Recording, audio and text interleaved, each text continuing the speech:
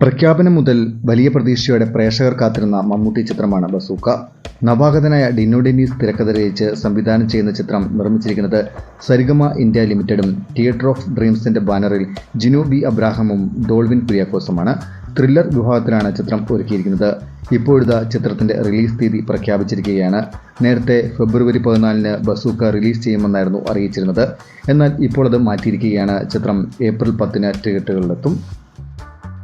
മലയാളത്തിലെ എക്കാലത്തെ മികച്ച തിരക്കഥ രചയിതാക്കളിൽ ഒരാളായ കല്ലൂർ ഡെന്നീസിന്റെ മകനാണ് ഈ ചിത്രത്തിന്റെ സംവിധായകനായ ഡിനോ ഡെന്നീസ് എന്നതും ബസൂക്കയുടെ പ്രത്യേകതയാണ്.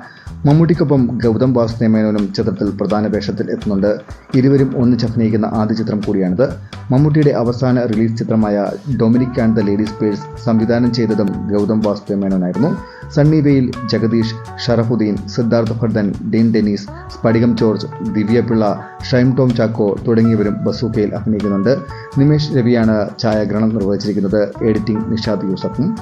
ചിത്രത്തിന്റെ എക്സിക്യൂട്ടീവ് പ്രൊഡ്യൂസർ സൂരജ് കുമാറും കോ പ്രൊഡ്യൂസർ സഹീൽ ശർമ്മയുമാണ്. സെക്കൻഡ് യൂണിറ്റ് ക്യാമറ നിർവഹിച്ചിരിക്കുന്നത് റോബി വർഗീസ് രാജും പ്രഫീൻ പ്രഭാകറും ചേർന്നാണ്. ചിത്രത്തിന് സംഗീതം നിർവഹിച്ചിരിക്കുന്നത് നിതിൻ മുകുന്ദനാണ്. പ്രോജക്ട് ഡിസൈൻ ചെയ്തിരിക്കുന്നത് ബാദുഷ എമ്മും. കലാസംവിധാനം ഷിജി പട്ടണവും അനീസ് നാടോടിയും നിർവഹിച്ചിരിക്കുന്നു. വസ്ത്രാലങ്കാരം സമീറ സനീഷും അഭിജിത്തും നിർവഹിച്ചിരിക്കുന്നു.